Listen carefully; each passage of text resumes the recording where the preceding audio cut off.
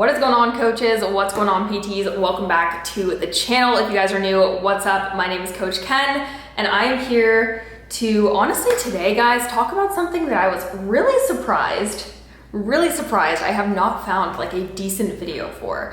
And this is something that I probably get asked every single day on my Instagram, in my DMs, on our business coaching page, in our Facebook group, some of you guys on here, is how to transition from being an in-person trainer to being an online coach. And this is something that honestly, in my personal opinion, is without a shadow of a doubt, like one of the best things that you can do if you are an in-person PT.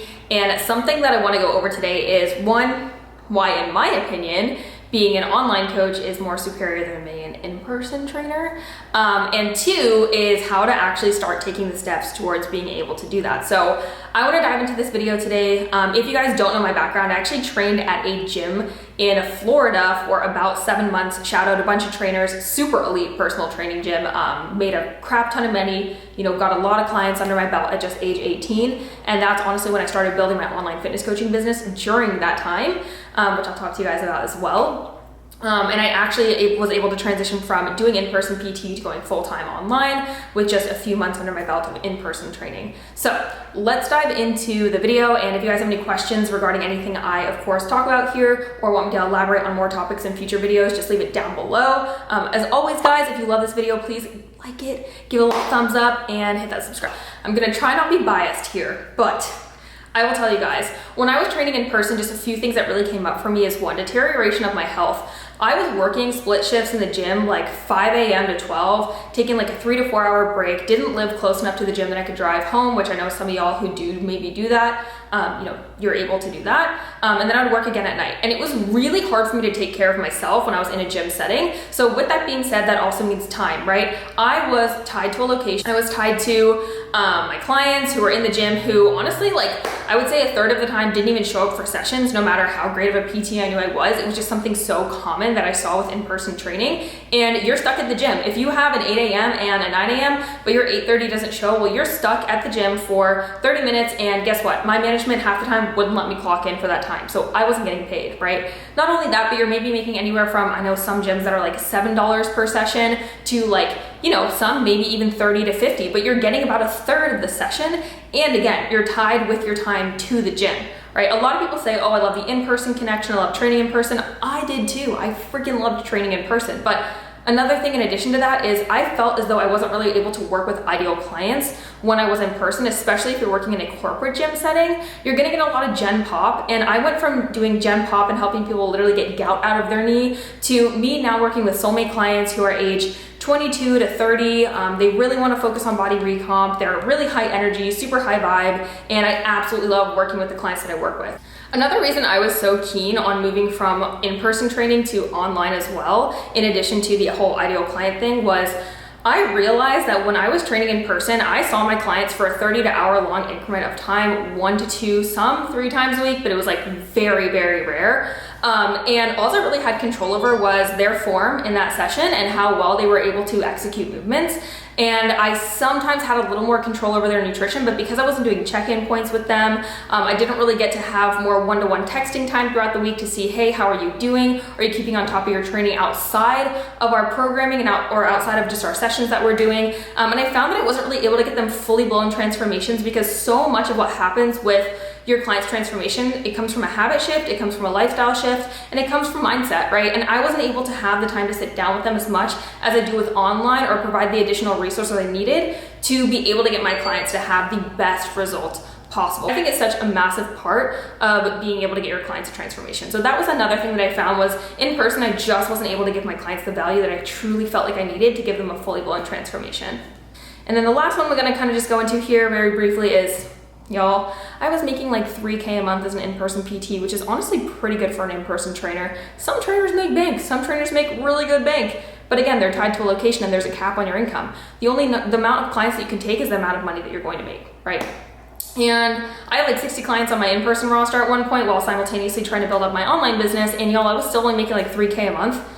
I can easily take that in an hour sales call. I can easily make anywhere from, you can make anywhere from 5K a month to $1 million a month if you're doing online coaching. And I know that it might seem like a big, massive dream and so out there that it's unrealistic, but I've helped hundreds of coaches literally scale to 6 figures in under a year's time, right? So it is possible for you. And I want to show you how you can potentially just work on moving from being an in-person trainer to pushing yourself online. So let's jump into some of the tips that are super vital for you to be able to make that transition. So let's talk about what it actually takes to make the transition from being in-person to online. So if you're an in-person trainer, you're tied to a gym, or you're just doing in-person in general, one thing I highly recommend doing is, first off, what we need to do is get clarity on the problem that you want to help people solve and the solution that you want to give them. I actually just covered this in a more recent video. I'll go ahead and link it for you guys here so that you can take a look at that. But I talked a little bit about how to get started with online coaching. That would be a great video to watch as soon as you finish this one.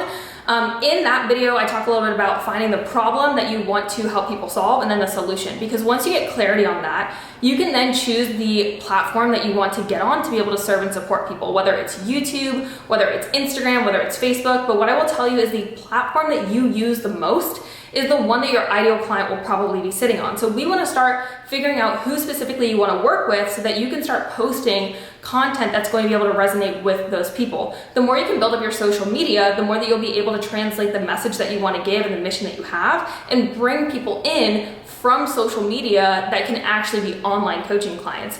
In a gym, you just have a pool to pull from. The people who walk in the door, if the gym is doing marketing, maybe that's going to help you, or floor polls, right? You can cold call people from the gym, but that's about it, right? Now, if you're doing online coaching, the beautiful part about that is you have millions and billions of people to choose from, right? Not all of them are going to be ideal, but that's the beauty of being online, is you have these pool full of people. And I know people say all the time, oh, the online coaching space is getting so saturated. It's competitive, but what's going to help you stand out is, one, being yourself, and two, posting content that's going to align with a certain group of people that you can come in, that they can come into you and that you can help. So that's the first step, is just starting to get on your social media.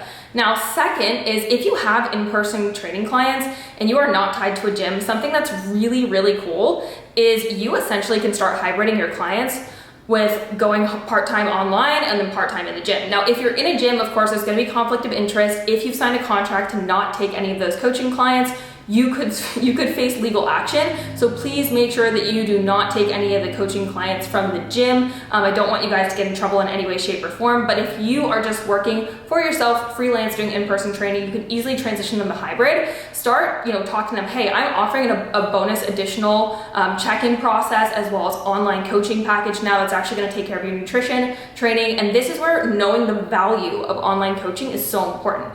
Teaching your clients in that moment, hey, this is a psychological change as well as a physiological change. I need to really dial in nutrition with you. I need to educate you, and I need to focus on having a weekly check-in point with you that's actually going to help you progress even further in your journey. Now, something that we do with our clients is we're on Trainerize, which I actually talked about in that video I talked about earlier in this video, where I talk about how to get started in online coaching. Use a personal training app for their programming outside of just the time you're meeting with them. That's where you can start showing them, hey, look, we have these different features. We have nutrition, we have mindset goals, we have habit shifts.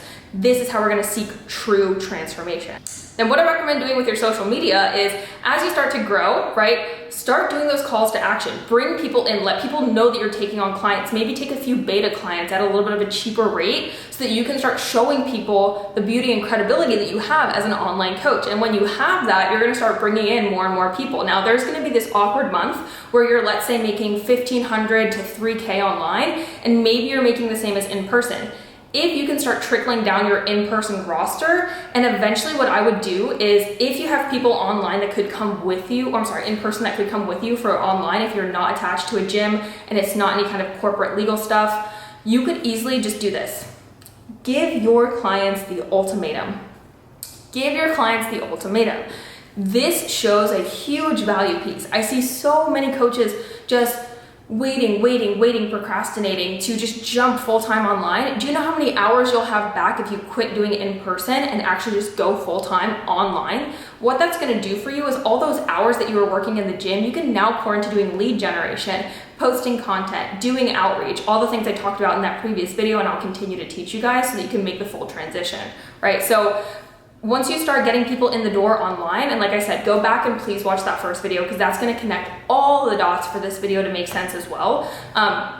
Once you understand how to have all those systems in place that I talk about in that video, and you start getting people in the door from online, it's gonna easily make it so that you can just give your clients the ultimatum and say, hey, look, I only value online at this point. In person just simply isn't getting the transformations that I want for my clients. And I genuinely want to give you a full body, life, mindset, full transformation. And I'm only really able to do that if I take things fully online. Therefore, because of my values, I'm going to go ahead and stop doing in-person coaching.